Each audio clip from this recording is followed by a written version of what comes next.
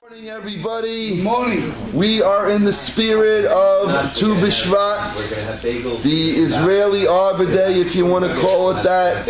And for some of us, it brings back good memories from school of the teacher announcing Tu B'Shvat Higiya Chag Ilanot, that it's spring in Israel, time to celebrate what God's going to do with the trees and the fruit, and it's time to give J&F money.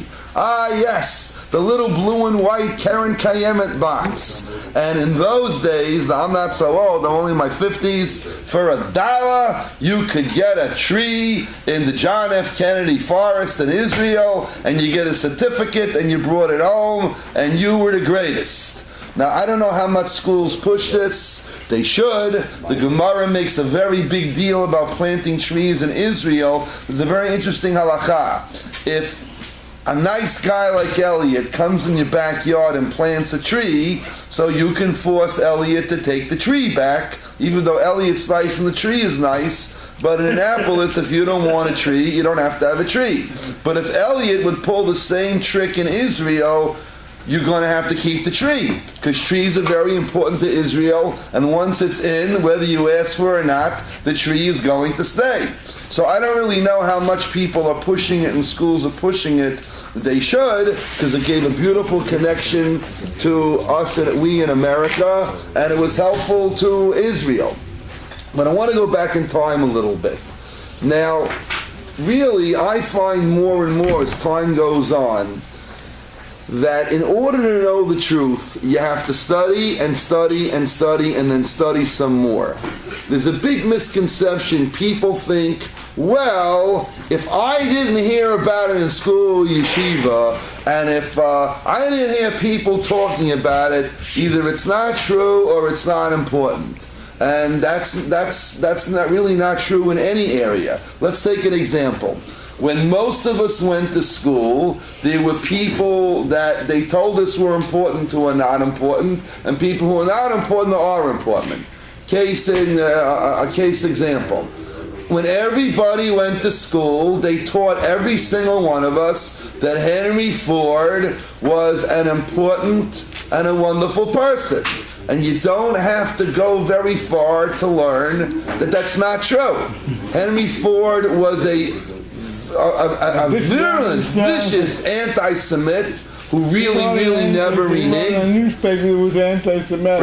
Right. And even after he apologized, he didn't apologize, accepted an award from Hitler, and there are many sources that say he didn't even invent the Model T. He really got the design from another scientist. So there you have, he's one of many that gets all built up, but if you really study up, he doesn't deserve all the cover that he gets, and then there are other people who really deserve the cover. Another example that my friend Professor Michael Feldberg point out. Now we learn in school, and this is okay, that President Thomas Jefferson, we learn a lot of nice things about President Jefferson. Jefferson and Madison, for most things that we know, are basically friends to the Jews. If it wasn't for Jefferson, and even more so Madison, we couldn't have a shul, and you couldn't observe the way you want to observe. Because you may remember from school that they wanted to make it a Christian country, and they really wanted to make it a Christian country, and they wanted it written into the laws of the country. That's the way it was. But Jefferson and Madison stopped it. Now, if you look at the whole thing, it's actually a little amusing. Madison, we really have a lot of hakaras hatov, a lot of appreciation to Madison, because he really didn't want there to be any remnant of an official religion. There were different versions of how to write up our documents, our declarations, and Madison really was the one that pushed no country enforced religion whatsoever, worship the way you please. Jefferson's actually a little bit funny.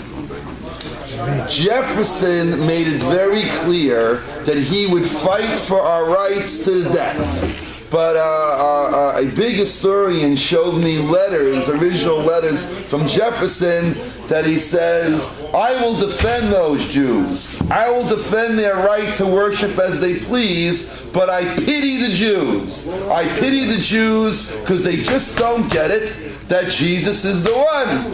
He says the Jews don't get it, but I'll defend them anyway. And it's interesting because he wasn't so frum. He was more of a deist. He wasn't so religious as it was, but he just made it very clear, I will stand up for those Jews, but I feel so bad for them. They just don't get the Jesus thing. I wish they would get it. But I'll just give you an example. Jefferson's house is in your pocket, right? Everybody has Jefferson's house in your pocket. If you have a nickel in your pocket, you have a picture of Jefferson and Monticello in your pocket, right? But for years and years and years, the history books and the House of Monticello taught people that when Jefferson died, he was almost penniless. And the house was saved by the Daughters of American Revolution or somebody like that. That was taught for years. If you went to Monticello, that's what they told you. But it was a lie, an absolute lie. This is Annapolis. And the most important Jew in Annapolis, maybe tied with Rabbi Weisblum, was Commodore Uriah P. Levy. And Uriah P. Levy and his mishpacha, they saved Jefferson's house. Wasn't the daughters of anybody anything. I don't know what they did, but the main ones that found Monticello an absolute wreck was Commodore Uriah P. Levy and his nephews. They bought the house, they fixed the house, and they didn't get credit. So I'll tell you what happened. For years and years and years... It was Adams that spoke out against the French anti-Semitism, more so than Jefferson, right? Want to add him to the list? We'll add him to the list. Yeah, I don't know who's going to get... No, Adams was a big one that really spoke out against Voltaire and all the anti-Semitic things. But I'm just talking about when they wrote up the document. Yeah. So Adams also, Aisha Torah has a beautiful article on John Adams also. He's on a good list. We'll add him to the list.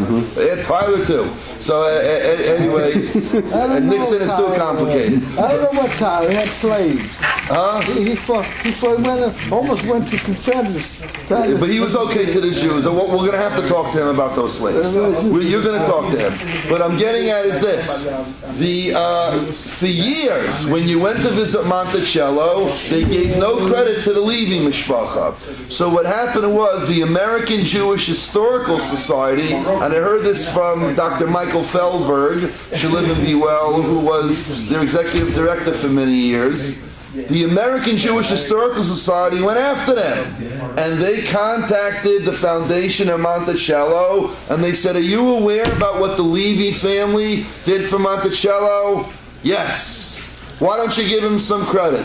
Well, it took years and the threat of a lawsuit for the American Jewish Historical Society to get it through the heads of the Monticello Foundation, whatever the name is. You need to give credit where credit was due.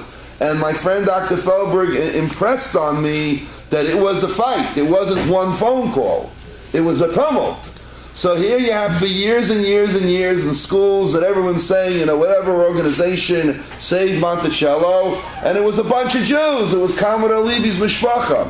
So and there's many, many examples. I'm sure you have your own. But the point is, for a person to know the truth, you really, really have to study some more. So if anybody would ask you this question, if we had to give an award to who is the person that pushed for support of Israel, maybe more than anybody, okay? When I grew up, maybe when you grew up, for sure my parents grew up, now it's not the same anymore, but I know when I grew up, every single shul, just about, was so supportive of Israel. They gave thousands and thousands and thousands Israel bonds. What was more important than Israel bonds? Every cause for Israel, millions of dollars. Who knows what would have happened without the support that America was? So the man who was probably the biggest push for that is someone who's not taught enough. Some places not taught at all. So let's go backwards. Everybody knows in Israel there's a big university called Bar Ilan. Bar Ilan University.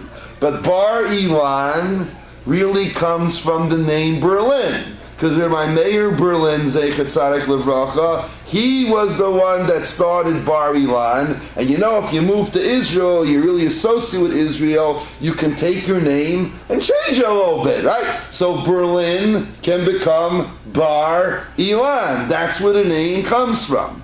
So that man, you hear that with many people change their names, their first name, their last name. I knew a woman, a wonderful woman, Rebbe Shoshana Feldman, Zechron Levracha from Baltimore, big in women's education. So her given name was some Yiddish name. In 1948, she asked her parents' permission, could I change my name to Shoshana? I want to sound more Israeli. You have a sefer right over here. Let's see, Book of Heritage by Rabbi Eliyahu Kitov, on the shelf here someplace. Rabbi Wein says Rabbi Eliyahu Kitov's name wasn't Kitov. In Europe it was Kitavowitz. He was a Kleisenberger chassid. Moved to Israel. I don't want to be Kitavowitz anymore. I want to be Kitov. And he changed his name. So it's not right. But Kitavowitz wasn't terrible. He wanted that Israeli twang. So Rabbi Meir Berlin, he started that because he knew there had to be a university under Orthodox auspices. Because we know, and you heard about it from me and my family, colleges and universities, even nowadays, are notorious for causing problems to Orthodox Jews. The Shabbos and Yom Tov issues aren't finished. There are other issues going on. I have a friend, his wife Shira, and this was recent. She went to the evil Wayne State University in Detroit, which has been bad to a lot of Jews and other minorities too. You could look it up. They've been taken to court and lost quite a few times. Should be more. So State University, so she had to sit shiva for her mother. Girl, this woman isn't very old at all. She's in her 30s. She had to sit shiva for her mother. She comes back and tells the teacher, I'm sorry I couldn't be here. And I imagine she called the teacher when it happened. And the teacher said, nothing doing, you're not excused. Professor, my mother died. We Jews have a 7-day mourning period. And I heard this straight from the girl. She said, you say your mother died. Someone else said their dog died. Another one, the goldfish died. Dog, goldfish, mother, You imagine nowadays somebody said, forget about being Jewish. You don't talk like that. She should have sued him, all right? But Rabbi Berlin knew, and this is a long time ago, that colleges are notorious for causing Jews problems. You know, when you could take your law exam or your medical boards. So he said, in Israel at least, there's got to be at least one university where you don't have to worry about being Jewish. You don't have to be afraid. I recently was talking to somebody, their daughter-in-law is in Einstein Medical School. It's a different world from the places she was before. It's very hard being in medical school. It's very hard to get proper accommodation. But Einstein is under Orthodox auspices, so she doesn't have to make herself crazy. So that's our man. Rabbi Meir Berlin, later when he moved to Israel, by Meir Bar Ilan, he was the impetus. When he came here from Europe, he was a mover and a shaker big time that everyone must support Israel. He got the Mizrahi organization going in this country. Just to go back to his roots. His father was the Rosh Yeshiva of Volozhin, Rabbi Naftali Tzvi Yehuda Berlin. Now, when the Zionist movement started in the late 1800s, you had a mix. You had every kind of group. This is very meaningful to me because my father, Oliver Shalom, in Poland, had lived a poor, miserable shtetl existence. It had its ups, but it had a lot of downs. My father didn't even have hot water in the house. It was very cold there. But one of the highlights of my father's life was he belonged to Beitar. And that identified with Nachum Begin. So if you live in an oppressed, poor shtetl in Europe in the 20s and 30s, and you can join a youth group about Israel, it lifts up your heart. It was very important to my father. So many, many groups. You had to the left, the right, the middle, religious, half religious, anti-religious, socialist, communist. You know the story. There was one group called Chovevei Tzion, lovers of Zion. Now, many great rabbis, and Rabbi Berlin's father, Rabbi Naftali among them, decided, you know what? They're not totally from. They don't have the exact same hashkafot, ideology as I and my team, but I think we can work with them. Let me try. Because one thing strange about Israel, and the greatest rabbis were curious about this, the salvation of the state of Israel did not come about like any other salvation before. By the salvation of Hanukkah, to the leaders, they were the Kohanim. They were the most religious people over there. By Purim, Mordechai and Esther leading the show. In most of our past salvations, so the people, leading the way, were usually more on the religious side. When it came to Israel, people were very confused. The greatest rabbis were confused. There was a very, very big man, probably the biggest Zionist, Rabbi Tzvi Kalisher, lived in the 1800s. You can read all about him. He was such a big Zionist. Not only did he want to move everybody back to Israel as soon as possible, he said, we can start bringing karbanot even before the temple was built. He goes, I think I know exactly where the altar used to be. Other rabbis thought he was off his rocker, but he was a big man. And it seems to be that when Benjamin Disraeli became Prime Minister of England, that there are those that want to say that he took that as a heavenly omen. And some other rabbis said to him, Rabbi Kalisher, are you kidding? Benjamin Disraeli?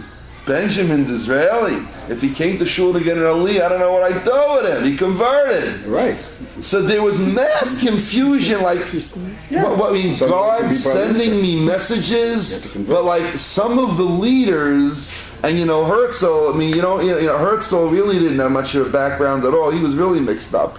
So there was a lot of confusion what to do. For some reason, with the going back to Israel, the leadership was different than much we had ever encountered before.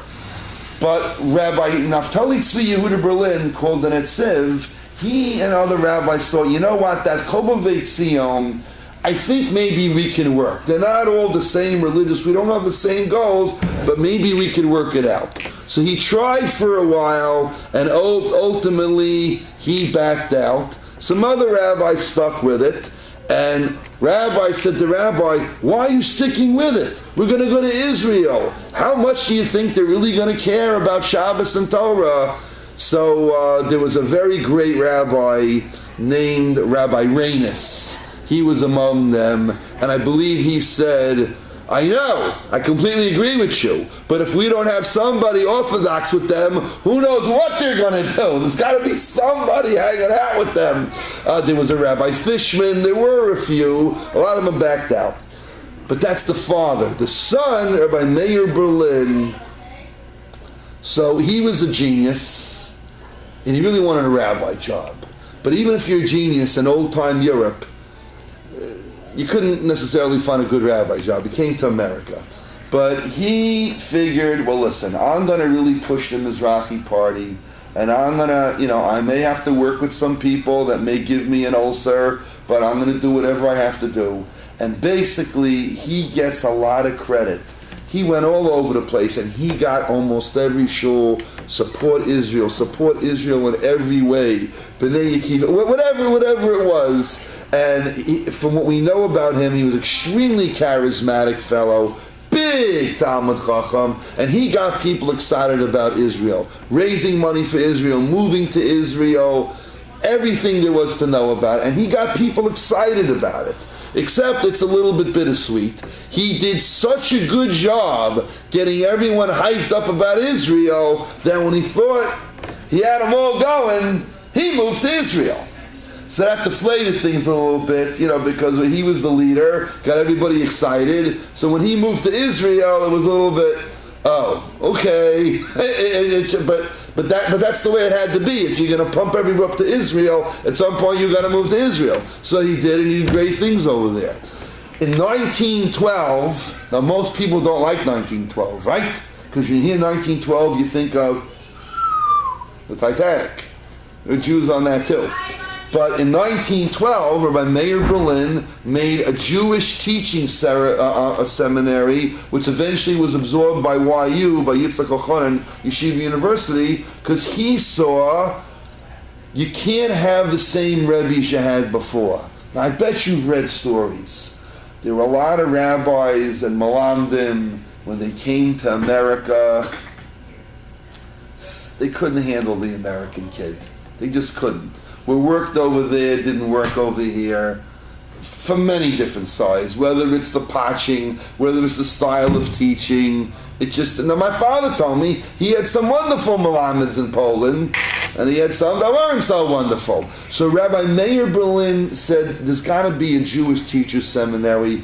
You can't just learn Torah. You have to know methodology. You have to know to deal with the kids. There are very funny stories about European Rosh Hashivas coming here and trying to adjust to baseball and football.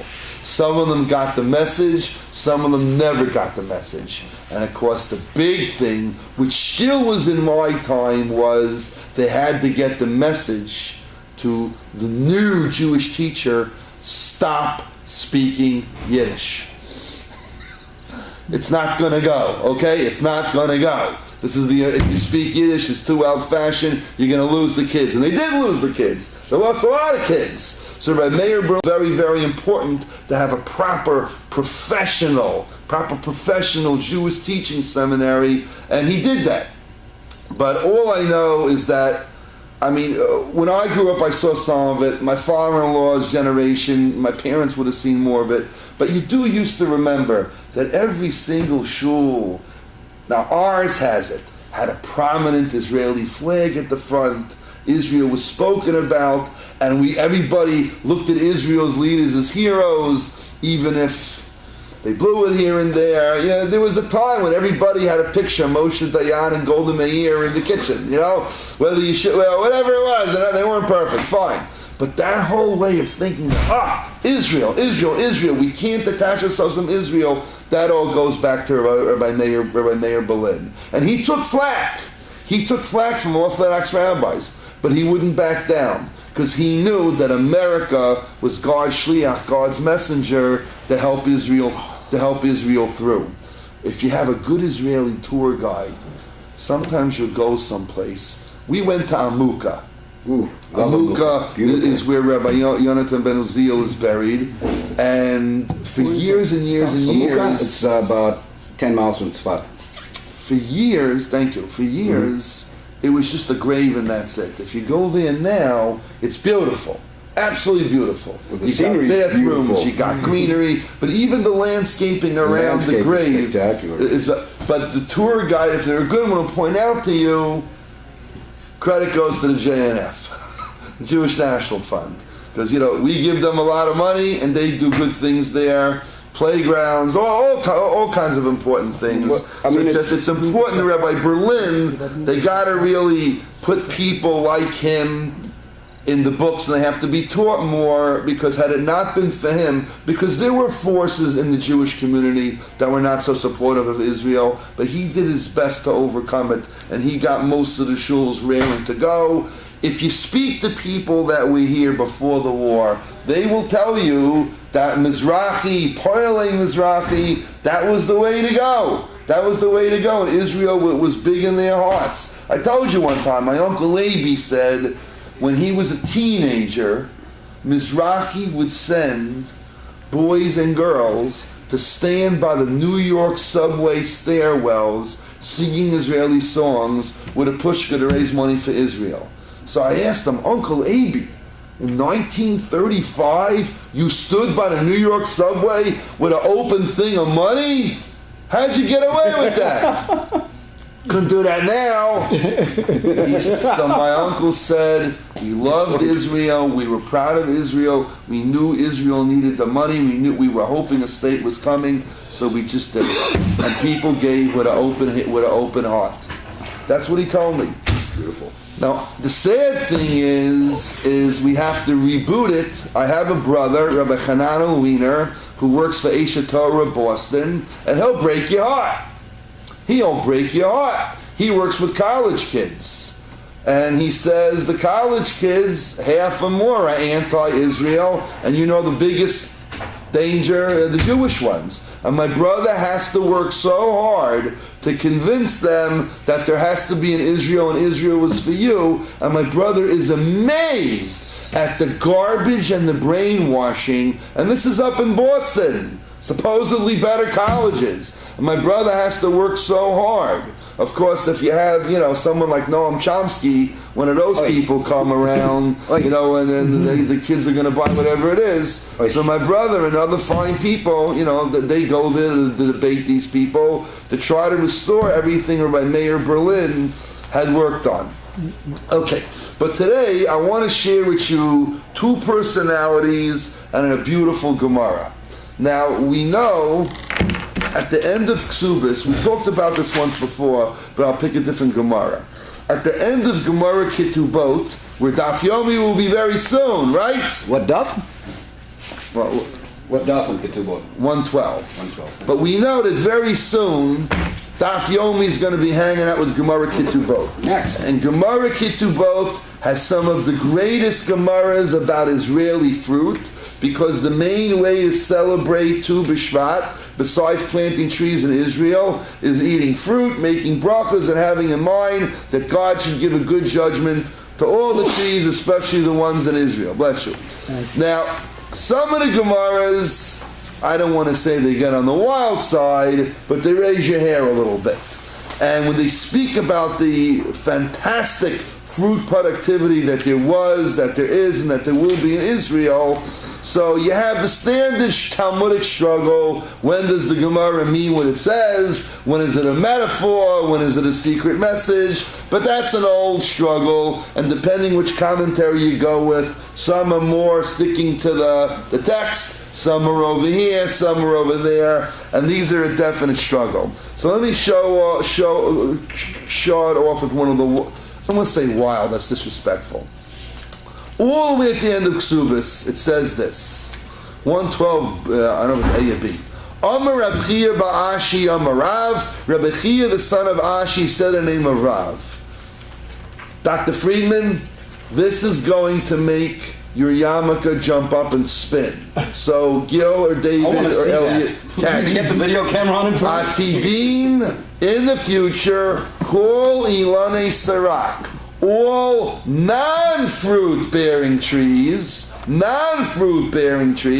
Shebe'eret Yisrael, Sheyitenu Peiris. So the rabbi said there will come a time when all the non-fruit bearing trees in Israel will bear fruit. And he quotes a pasuk from the prophet Joel, Ki eitzna sapirio ta'ena v'gefen nas luchelam, because the trees will bear their fruit, and figs and grapes they will give forth their chayil, their army, their mighty force.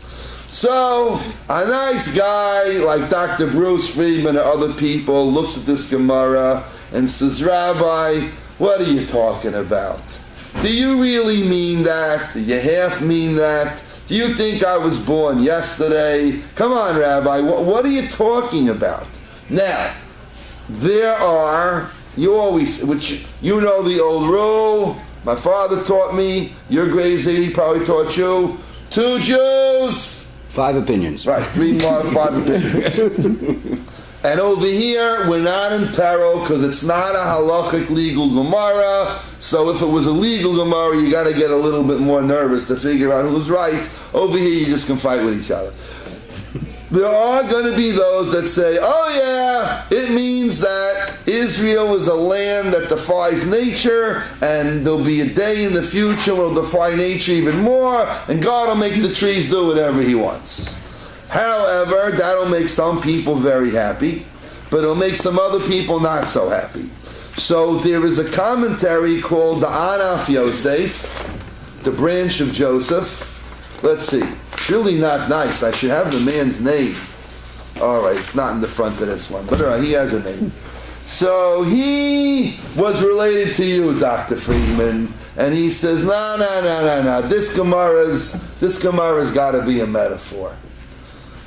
Now, let me from this up. Dr. Freeman, I'm going to make you very orthodox. So orthodox, I may have to lock you up. The reason why somebody might be frightened to take this Gemara as is, because we know that in general, God is not looking to do miracles. The wealth of our Torah sources tell us God likes to run the world in a natural way. He made nature, He likes it to be in a natural way. And there are many, many Gemaras that would support that we don't look to disturb nature. I'm not talking about what the end of days what that's going to be like, but there are plenty of sources in the Talmud that seem to say, no.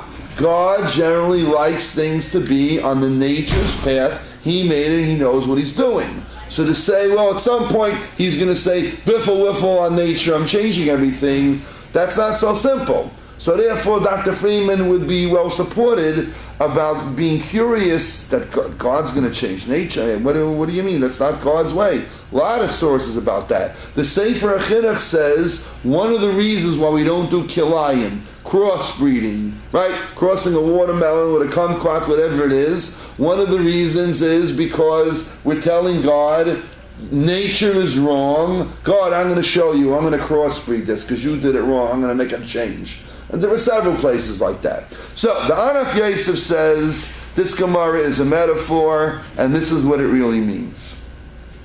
He says there are places in the Torah where we find people are trees. There are places where human beings are referred to as trees. He says when a Gemara speaks to you about a tree that doesn't bear fruit, that's a rasha. That's a rasha. That's a wicked person. A wicked person doesn't bear fruit because they do very little good and they do an awful lot of bad, and even the good they do is very often tainted. When a Gemara says a non-fruit bearing tree, that's a rasha, that's a wicked person. And what the Gemara is telling you, that after Mashiach comes and all the Jews are back to Israel and there's peace in the world, Martin Luther King's dream to the 250th power, right? Everybody get along, sheep lying down with the lion and all that business. Things are going to be so clear what the truth is. Even the non-fruit bearing trees, the Rishayim, they're going to start bearing fruit. They're going to start doing more and more and more good deeds. So Anaf Yosef says that the real meaning of the Gemara is not all about trees and fruit. It's that there's going to come a time when the emes is going to be so clear that even the non-fruit bearing trees, the non-fruit bearing people who are wicked and do so much bad and hardly do any good at all, they're going to start bearing fruit. They're going to start doing better and better things. He says that's what's going on in this Gemara. So he's referring to Yamim Abad. Yeah, he's not talking about tomorrow, a little bit after tomorrow. Okay. Next year. but he says, but the emes is going to be so clear, that's what you're going to get. All right. But we have to give some credit to the fruit. So, since we poked at Dr. Friedman, before I just quickly mention just little nuggets about two unsung heroes that you should get a kick out of. Not as great as Rabbi Meir Berlin, but they're interesting people. Just you could think about them. We'll talk about more another time. Dr. Friedman, we know that you are very interested in the occult and things that go bump in the night. So the Maharal is famous for making the Golem. And of course, everybody has an opinion. Did he have to? Or did he fully do it? What was it? What was this creature with Hashem's name? And it walked around and it stopped blood libels. Whatever it is, we know you got one of them somewhere in your house, the Golem. But it's a shame. It's not really fair. Most Jews think, what's the greatness of the Maharal of Prague? He made the Golem. He made a clay human being to be a guard. But really, it's not fair. That's another bad history lesson. That's not what he's famous for. He's famous for his Svarim. He wrote a lot of Svarim, and he was a very good rabbi that helped a lot of people. And in one, that's what he should be famous for. The Golem, all right, that's a nice thing. I don't know exactly what happened, and it's clothed in all kinds of mystery. But he wrote a lot of svarim, and he's interested in another Gemara. There's a Gemara that says that Rabbi Bar Chana, who is the funnest rabbi in Shas, he is the one that travels all over the place. The best and wildest, I don't want to say wacky, but the most lively traveling stories all over the world. In the world of the Rishonim, the greatest man is Rabbi Avram ibn Ezra, who was very, very poor, so he went all over the world to try to find something better. But in the Gemara, the most traveled man is Rabbi Bar Chana. So Rabbi Bar Chana also in Gemara Ksubo says, I was visiting Israel and I saw the milk and honey of Israel flowing. Sorry, you're sitting. And there it is. You're sitting in my rising chair. Right there. So Rabbi Robert said, I went to Israel and I saw the milk and honey of Israel flowing, and he gives measurements. So he says, the milk and honey of Israel that I saw flowing all over the place, I don't know if he had a primitive helicopter, I don't know what he had, but he says, I'm just trying to find the exact numbers, he said it was 22 parses. That's a measurement. The Gemara always likes to use that. 22 parses.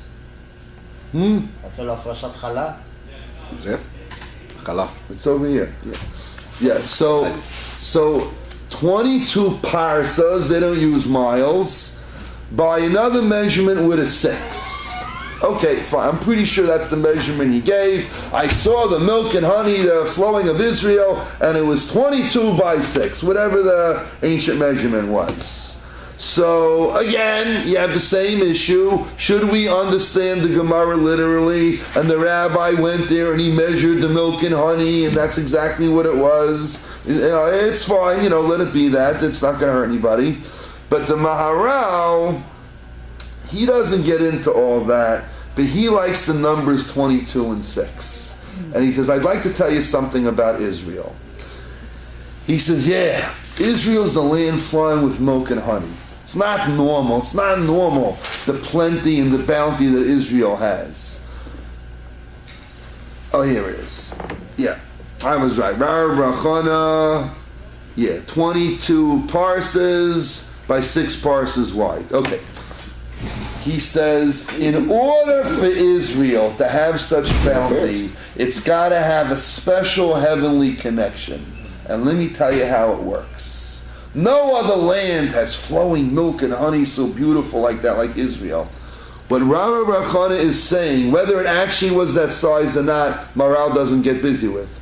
He says, the reason why Israel has better fruit is because it's a direct hit of hashpa'ah, of influence from heaven.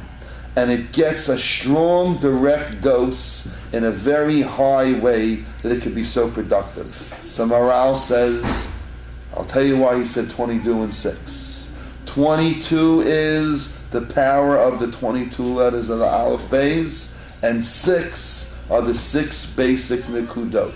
Woo! So the Maral says when Israel gets the influence and power to have flowing with milk and honey and all the fruits, it comes through the spiritual power of the 22 letters of the Aleph Beis and the 6 vowels. And that koach, however that works, you figure it out, he doesn't tell you, that's what makes Israel able to flow like that. So regardless if what Rabbi Bar Chana saw, it was that measurement, it wasn't that measurement, it was half that, whatever it means, the Maral says the message is, appreciate your Hebrew language and all we do with it, because however it is, Hashem sends the koach to make Israel flowing like that, and that's why it has better fruit and flowing things.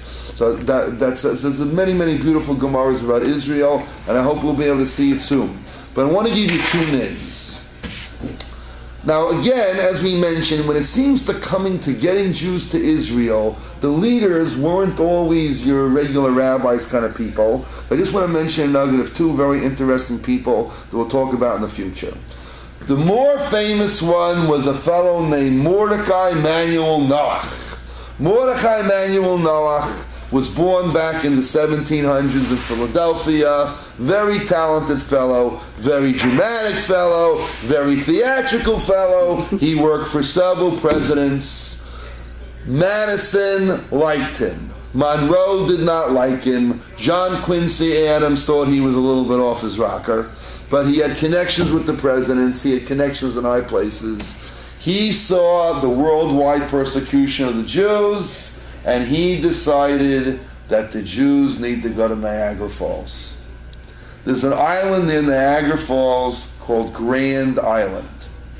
And he decided that he was going to get money together, buy it, and he did, and he had the blessing of the United States government, free and clear, documented, and he sent invitations all over the planet that all Jews and anybody that feels persecuted should come to this colony. And he said as follows: my last name is Noah. The original Noah saved the world by his ark landing on the mountains of Ararat. I will name my island colony of Ararat. And he had a big stone monument made. This is the colony of Ararat. And he was going to save the Jews. Now, let's go to the end, because the middle will give you another time. He wasn't that successful. He didn't have any takers. He had more goyim than Jews that were interested. If you go for the accounts I read, if you go to Niagara Falls, there's a bridge you can take that'll take you over Grand Island, and you'll see more goats than people. Wow. But he meant well. He really, really meant well. He had grandiose ideas, made a few mistakes. Who owns it now? What? Who owns the island now? Yeah, I don't think his family owns. But that would be a nice title search. Elliot's in real estate. Maybe Elliot will get it if it's us or Canada or whatever. We'll get David Cohn to do the background. Oh, you're Maryland. This could be a Canadian New York border issue. It won't show up on the. But he meant well, and he didn't mean the Jews should stay there. He wanted it to be a training ground so Jews could get along, Jews could learn farming skills, and it would be a staging ground to move Jews to Israel. That's what he really thought. Didn't work out. Way better than Uganda. Yeah. Another guy who did have some success was Moshe Elias Levy of Florida, 1782 to 1854. So nowadays, everybody makes the old joke: if you're an old Jew, right? You got to go to buy baggy pants, a Hawaiian shirt, change your name to Irving or Morris, get sunglasses, start walking like you have an itch, and move to Florida. So really, he invented it. Because Moses Elias Levy was a very rich fellow, and he wanted to move all the Jews to the wilds of East Florida, not the Fontainebleau in Miami. That was originally anti-Semitic anyway. And he had a dream that all the Jews would come there and farm sugarcane. Forget the slaves. The Jews shouldn't be lowly peddlers anymore, walking stooped over. They should stand tall. They'll all move to Florida. They'll be balabatim. They'll earn skills, they'll have agricultural skills. Then they'll move to Israel. Now, he was a very interesting fellow. He was sort of from his own way. So he wanted people to be religious, but he had some very, very interesting ideas. It lasted for 13 years. Then they gave up. But he really had some high hopes. He really, really meant well. He's not so famous. If you Google David Yulee Levy, that's his son. He was a big man in the United States Congress. His son thought his father was out of his mind. And not only did his son not cooperate with him, his son became a Christian. Heartbreak. Heartbreak for a guy that really meant well. He was a little mixed up, but he really, his Torah ideas were a little bit mixed up, but he didn't mean well. Right. But In this country, that happens because you probably know that Benjamin Franklin's son worked for the British, and that was a pretty big heartbreak. So sometimes you can mean well and try to do, and sometimes your own family could turn on you. So that's what happened to him. But these are two people, Noach, not very successful, Levi a little bit successful, but they did mean well, and these are early Zionists. So I hope they can work their way into the history books so we can appreciate the efforts on behalf of the future state of Israel. We should merit Tu B'Shvat to eat delicious fruit and milk and honey in Israel very soon. Amen. Amen.